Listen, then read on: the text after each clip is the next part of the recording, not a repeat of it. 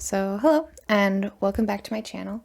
In this video I wanted to talk about how I got my tattoo apprenticeships both times and hopefully give some information or pointers that can help you get yours.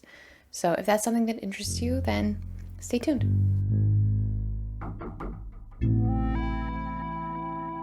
When I first decided that tattooing was what I wanted to do, I wasn't really prepared for what that meant.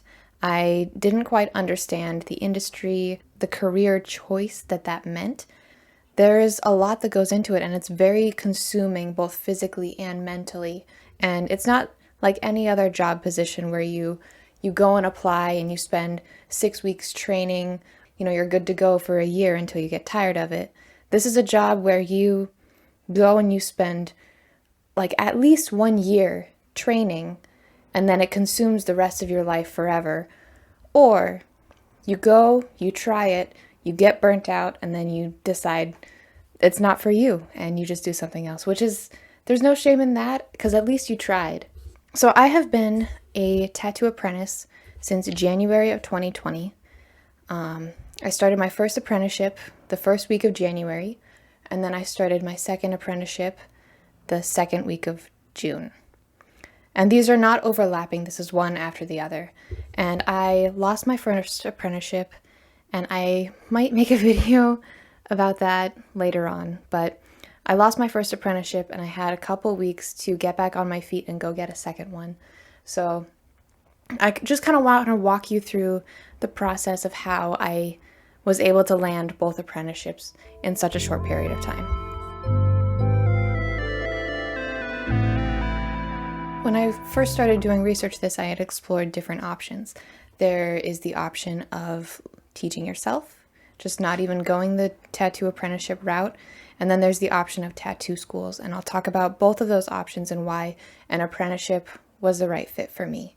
From some examples, some podcasts that I listened to, some people that I talked to, even my own mentor who taught himself at home, they have all said that teaching yourself takes about twice as long as if you were to learn from somebody else, because instead of learning from their mistakes and them telling you the first time, you're having to learn from your own mistakes. There's also the sanitation aspect of it. When you're in a tattoo shop, the sanitation is the top priority. It's such a top priority that it doesn't even really register after a certain point because it's such second nature to everyone. When you tattoo at home, unless you have a designated space that is separate from the rest of your home activities and also separate from any pets or anything like that, then you don't get that. Tattooing, there's a lot of gross things that happen during tattooing. People are sweating, people are sometimes throwing up, people are, there's blood and plasma and ink, and everything is just a messy process. Ew, gross. It's just not good.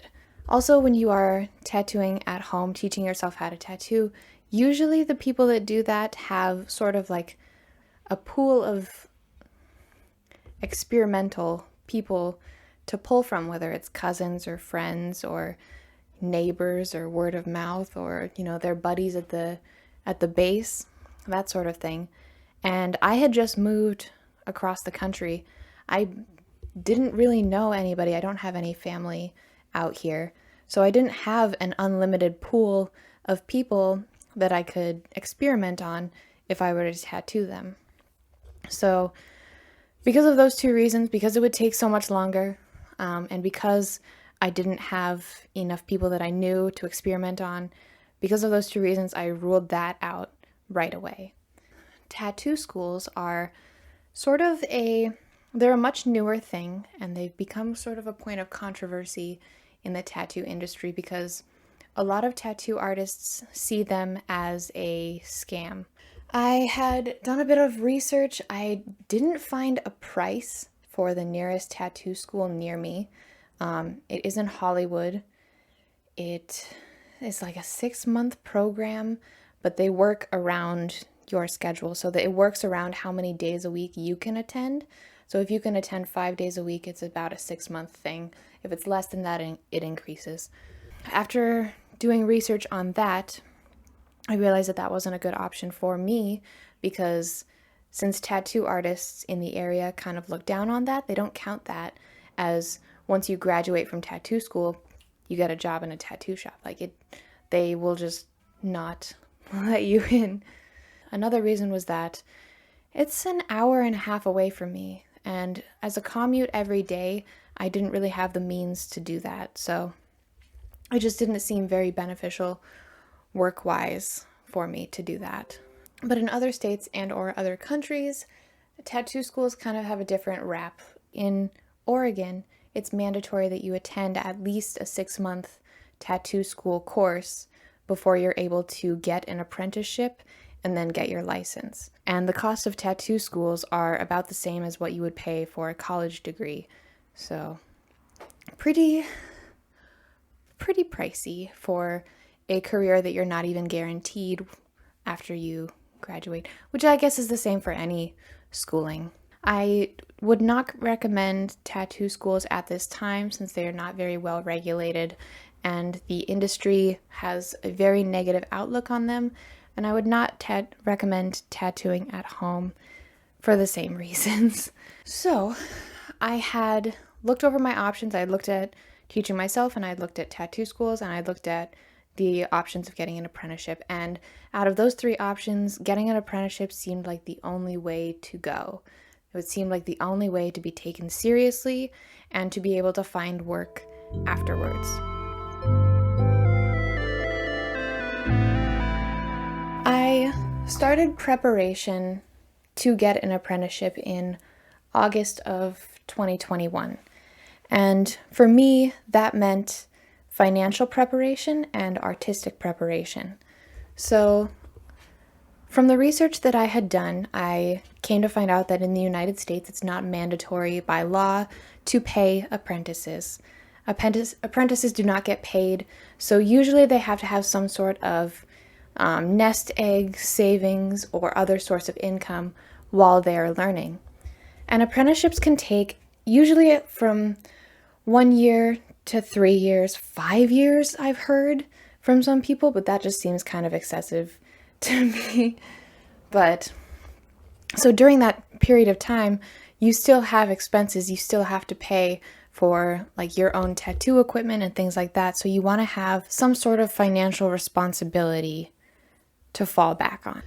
What I did to make myself financially secure for an apprenticeship, I had already been working at a warehouse when I had made this decision, and thankfully the warehouse was very welcoming to people wanting to do overtime.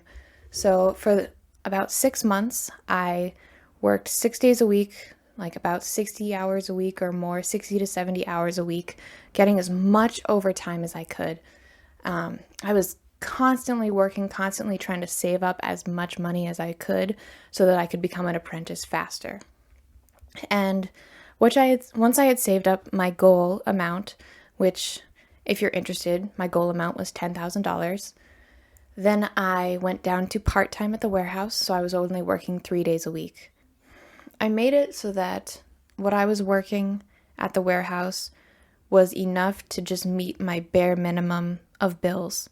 So I had budgeted and calculated how much money I spent every month on necessities such as rent, gas, insurance, adult, boring stuff. And I had made my job like meet just that. Like I didn't have any extra from that job to be able to save. So the amount that I had saved from working overtime was only so that in case of emergencies, in case something happened, if I lost that job, I could still pay rent. If I needed to fix my car, I could do that. If I needed to buy a couple $1,000s worth of tattoo supplies so that I could start working, I could do that. So it was really comforting to have that sort of cushion for the in case so that I wasn't just living paycheck to paycheck while only working part-time. A lot of apprentices are told that they should move back home, they should live with their parents for free, or, find some way of eliminating their bills instead of making it work. Everybody's case is different, that's for sure. Like, I know if I had children that I had to take care of, I probably wouldn't be able to do this right now at my time in my life, but I was able to make it work with what I had. So just make it work with what you have.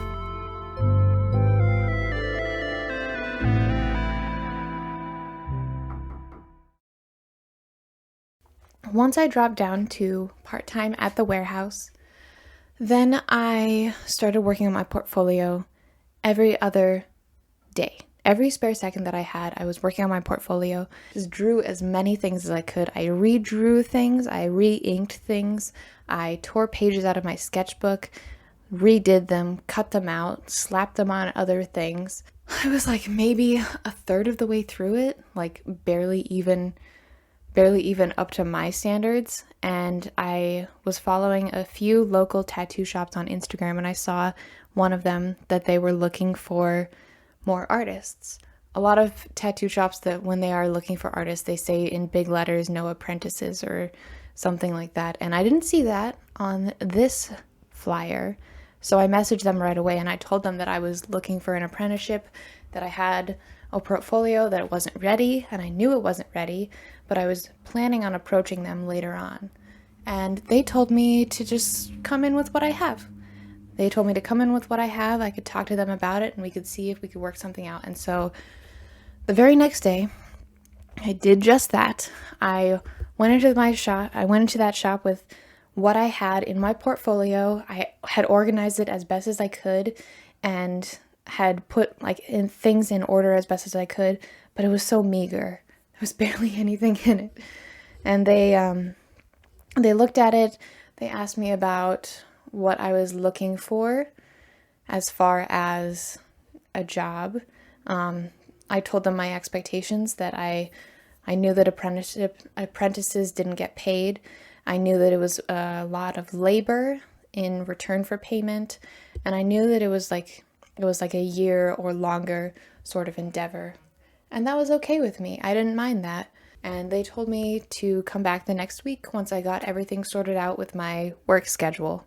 So that's how I got the first apprenticeship. And the second apprenticeship was a little bit different. I had a little bit of experience already working in a shop and assisting artists. And I had actually even built my own machine and had started a little bit, one little slab on fake skin.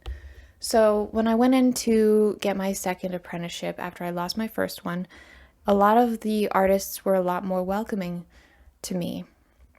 They kind of understood my situation. It's not uncommon for artists to do multiple apprenticeships, whether that's because they financially couldn't complete the first one, whether they didn't follow the rules, whether there was shop drama that was unresolved, whether the shop went under, whether their mentor was arrested. It's all very common to complete multiple apprenticeships. So it was a lot easier to get the second one than I thought it would be. I thought I would be searching for months to find the second apprenticeship. But during my first apprenticeship, while in between my responsibilities, my cleaning duties, and I had been working on my drawing as much as I could. Every spare minute, I was working on my drawing and I was building up my flash. So by the time I lost my first apprenticeship, my portfolio was a lot nicer than when I started it. So when I was looking for my second one, I actually had a tattoo appointment that I had booked with a lady, and I didn't tell her that I was bringing my portfolio with me. I just brought it with me just in case. And before she tattooed me, we talked about it, and I showed her my portfolio, and she gave me good constructive criticism on it. Her apprentice, unfortunately, she already had one, so she turned me down, but she told me to come back and talk to some of the other artists in the shop. Maybe they were searching for apprentices. And I took my portfolio back to that shop a few days later, and I showed it to some of the other artists, and they gave me really good constructive criticism on my pieces, and they told me that they saw something in my artwork, but they knew that they at the time could not accept an apprentice. So I took it on the chin and went to a couple other shops in the area, and one of the shops that I went to told me straight up, like, no, we don't want an apprentice right now. They didn't even want to look at my portfolio, and I was like, oh, okay, that's fine. And then I went to another shop in the area. I told them my situation, how I had lost my first apprenticeship. I told them that I was looking for another one, and I didn't care if we had to start over from the beginning or whatever. That's pretty common too. And I talked to the shop owner. He told me he already had an apprentice, but if I come in the next day, I can talk to the other shop owner and see if he was interested. So I did. I came in the next day and I showed him my portfolio. He showed me his work, and he said that he would talk it over with the other. When I got home, he messaged me and asked me if I could come back to the shop and just see how it went. And so I went back to the shop. As soon as I got there, he handed me the broom and was like, let's just see how you do. And so I spent the whole day, I was cleaning the shop, I was cleaning his station, I was observing and watching and trying to stay out of his way. And he also had me do a few hand stencils of things. And every time I did a hand stencil, he would take it from me and go and show the other artists. And it must have been good enough that they decided to just have me keep on showing up. So I've been at that shop ever since, and they have been amazing. I definitely fumbled my first one, and I learned a lot of lessons from that. And even in my second apprenticeship, I have to remind myself, like, this is a great opportunity. Like, I have it so good at this shop, and if I mess this up again, oh no, I'm gonna be so pissed. That's how I got both of my apprenticeships. And so now let's get into some of the tips that I have for anybody searching for an apprenticeship.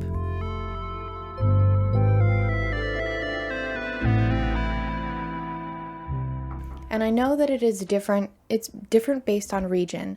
So I know apprenticeships in other countries, like for example, New Zealand and Australia, and some of them in the UK are paid positions, which if you can find a paid apprenticeship, that's like a unicorn, especially in the United States. A lot of those apprenticeships require an application process and a lengthy interview process because since that is a different way of getting an apprenticeship, it's a much more saturated market than if you went into a shop and asked somebody. These are like coveted positions, so it's a very, very competitive market. I have heard of some people getting an apprenticeship by becoming the front desk worker at a tattoo shop and then eventually earning their way to an apprenticeship after that, which also is a good way to go because then it is a paid position and then you also get to learn as you go. So if that's an option that pops up in your area, I would definitely recommend seeking that. One thing I would not suggest doing is don't email or DM or spam or call any tattoo shops asking if they're accepting apprenticeships, because that, from the tattoo artist perspective, that kind of seems lazy. Unless they have like some sort of banner or flyer or ad that specifically asks for resumes via email or portfolios via email, do not contact them looking for an apprenticeship. If you want an apprenticeship, you go into the shop physically and have a conversation with the artist. If they're busy, you wait. You do not interrupt them mid-tattoo. You don't just walk up to the first available tattoo artist that you see, tap them on the shoulder while they're tattooing and ask if you can have a meeting with them right now. That definitely lowers your chances big time. If you're calling a shop asking, are you guys taking apprentices? That doesn't help the shop at all. They don't know if they want you until they see your work. They don't know if they want you until they talk to you. It's not only the artwork that they're accepting into their shop, it's also you, your personality, how they think you would do as an apprentice and eventually a tattoo artist. Another tip that I have, when you go in physically and talk to the artists, do not include any tattoos that you've done. Do not include any photos. Don't bring any fake skin. Don't bring any machines or equipment. Bring only your pen on paper or printed out drawings or paintings or whatever art you like to do, bring that. If they see that you are already tattooing, instant no. It's going to be an automatic no. And I've seen it happen multiple times. There have been a lot of people coming in looking for an apprenticeship, and they'll have this huge binder full of work, and then they'll leave their Instagram, and on their Instagram will be tattoos that they've done at home or tattoos that they've done on themselves or their homies or whatever. And even if the artists were thinking about it, as soon as they see that, they're like, oh gosh, do not tattoo at home. And if you tattoo at home, do not tell them or show them any of that, because they're not going to let you in. My other tip for when you bring your portfolio to the shops, be open to constructive criticism, be open to what they're saying, and in some cases, if you bring in a portfolio, they tell you, yeah, this looks good, maybe this should be changed. A lot of times, they're going to grab like a spare piece of paper, show you exactly what they're talking about when they say that this needs work or that needs work. They're going to show you exactly what they mean, and then they're going to turn you down. Sometimes this is a test. And sometimes you can go home, you can work on that, do exactly what they told you, show them that you know how to listen and know how to improve. And then you go back, talk to them again, show them before their advice and after their advice. And they can see that. They can see the improvement. They can see the drive that you have. And then maybe they'll say yes. Maybe they'll still say no, but that doesn't mean that you didn't learn anything from it. I'm talking too long. That's what's going on. This is a long-ass video. Damn! Anyway, so if I think of any more tips or tricks, maybe I'll make an updated video later on. I hope this was helpful to you. I recommend an apprenticeship. There's a lot of things I've learned, both personally and tattoo-wise, that I am going to carry forward with me for a very long time. I would definitely recommend going that route, especially because you're going to be respected more in any shop that you go to. Those are my tips. That's my story on how I got my apprenticeships. And yeah, if I think of more, I'll maybe make an updated video. Till next time.